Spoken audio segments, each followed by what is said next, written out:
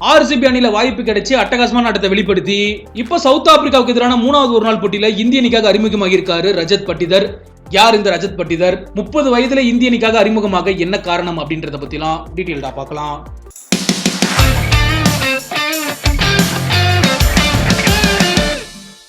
KL ராகுல் தலைமையிலான இந்திய அணி இப்ப சவுத் ஆப்பிரிக்காவுக்கு எதிரான ஒருநாள் தொடரில் விளையாடிட்டு இருக்காங்க.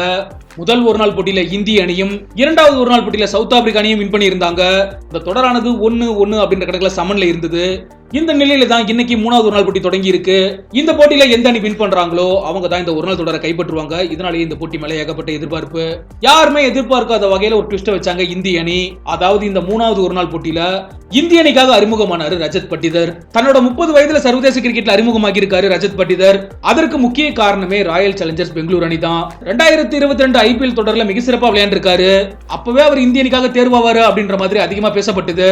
டாப் ஆர்டர்ல கிளம்புற ரஜத் பட்டிதாரை பொறுத்தளவுக்கு 2022 IPL தொடர்ல RCB அணிக்காக களமிறங்கி 7 இன்னிங்ஸ்கள்ல 333 ரன்கள் எடுத்தாரு. அதுல ஒரு சதத்தையும் 2 அரைசதமும் அடிச்சிருந்தாரு. அவரோட ஸ்ட்ரைக் ரேட்டா 152 அப்படின்ற அளவுல இருந்துச்சு. இதனால 2023 IPL தொடர்லயுமே பட்டிதார் மேல ஏகப்பட்ட நம்பிக்கை இருந்துச்சு. ஆனா தொடரோட தொடக்கத்திலேயே காயத்தால பாதிக்கப்பட்டாரு. கிரிக்கெட்டே விளையாட முடியாத நிலைக்கு தள்ளப்பட்டாரு. இதன் காரணத்தினால அவரால் IPL தொடர்ல பங்கேற்க முடியல. இருந்தாலும் கூட இப்ப உள்ளூர் டெஸ்ட் கிரிக்கெட்லயும் T20 ஃபார்மட் கிரிக்கெட்லயும் சிறப்பா ஆடி இருக்காரு. அதன் காரணத்தினால தான் இந்திய அணிக்காகவே இப்ப அறிமுகமாகி இருக்காரு. டொமஸ்டிக் கிரிக்கெட்ல அவரோட பேட்டிங் ஆவரேஜ் எடுத்து பார்த்தோம் அப்படின்னா 36 அப்படின்ற அளவுல தான் இருக்கு. T20 ஆவரேஜா 37, டெஸ்ட் ஆவரேஜா 46 இருக்கு. ரஜத் பட்டிதரை பொறுத்தளவுக்கு 2014 இருந்து ஸ்டேட் கிரிக்கெட்ல ஆடிக்கிட்டு இருக்காரு. ஆனா அவர் அறிமுகமானது என்னவோ ஒரு ஆஃப் ஸ்பின்னரா தான். அந்த நேரத்தில் அவருக்கு காயம் ஏற்பட்டிருக்கு. ஒரு முட்டியில் அறுவை சிகிச்சை செஞ்சிருக்காரு. சுமார் 1 ஆண்டு வரைக்குமே கிரிக்கெட் ஆடாம தான் இருந்திருக்காரு. அதற்கு பிறகுதான் பேட்ஸ்மேனா கம்பேக் கொடுத்து 2021 IPL தொடர்ல பெங்களூர் அணிக்காக இடம்பெற்று இருந்தாரு. அதற்கு பிறகுதான் 2022 IPL தொடர்ல RCB அணிக்காக அதிரடியை காட்டினாரு. தன்னோட அபாரமான ஆட்டத்தின் மூலமா இப்ப 30 வயதுல இந்திய அணிக்காகவே அறிமுகமாகி இருக்காரு.